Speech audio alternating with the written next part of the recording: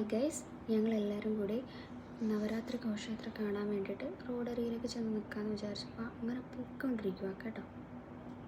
അവിടെ റോഡരികിൽ പൂജയ്ക്കുള്ള സാധനങ്ങളൊക്കെ വെച്ച് കുറേ പേരൊക്കെ ഇങ്ങനെ പൂജയ്ക്ക് വേണ്ടി നിൽപ്പുണ്ടായിരുന്നു.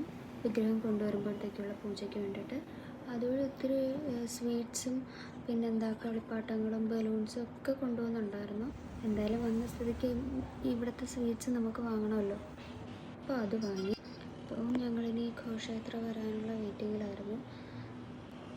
അതിനിടയ്ക്ക് അവൻ്റെ ബമ്പരം കറക്കലും എല്ലാം ഇങ്ങനെ നോക്കിക്കൊണ്ടിരിക്കുകയാണ്. ഞങ്ങൾക്കിതൊക്കെ കാണുമ്പോൾ നല്ല ഇഷ്ടമാണ് കേട്ടോ. ഇതുവഴി ഒക്കെ പോകുമ്പോഴത്തേക്ക് മാക്സിമം ഞങ്ങൾ വന്ന് നോക്കും. ഞങ്ങൾ കാണാൻ വേണ്ടി ഞങ്ങൾ വരാറുണ്ട്.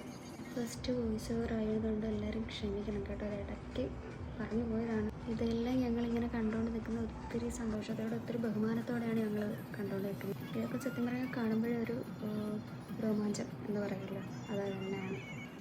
ഇതെല്ലാം നട്ട് വെയിലത്താണ്. ഇതെല്ലാം ഇവിടെ ഇറക്ക് പൂജ എന്നാണ് പറയുന്നത്, ഇതിന് ഇറക്കി പൂജ എന്നാണ് പറയുന്നത്. അപ്പം അത് ആണ് ഇവിടെ നടക്കുന്നത്. ഈ സൈഡിലെല്ലാം ഇങ്ങനെ ഇറക്കി പൂജ ചെയ്താണ് ഇത് പോകുന്നത്. വലിയ ഐതിഹ്യത്തിൻ്റെ കഥയെന്ന് എനിക്കറിയത്തില്ല, എന്നാലും ഞാൻ പറയുക, ഞാൻ കണ്ടത് വെച്ചിട്ട് പറയുക. പിന്നെ ആനയും അമ്പാരിക്കും വേണ്ടിയിട്ടൊക്കെ ഉള്ള വെയിറ്റിങ്ങിലായിരുന്നു. ആനയൊക്കെ ഉണ്ടാവുമെന്ന് പറയുന്നുണ്ടായിരുന്നു, അതിനൊക്കെയുള്ള വെയിറ്റിംഗാണ്.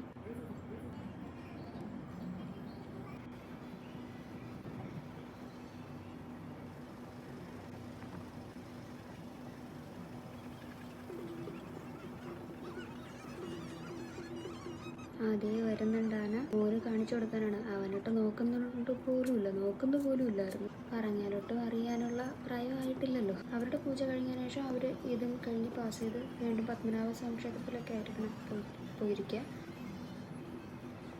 ഇതെല്ലാം ഞങ്ങൾ വളരെ കൗതുകത്തോടു കൂടിയാണ് ഞങ്ങൾ നോക്കിക്കൊണ്ടിരിക്കുന്നത് കേട്ടോ.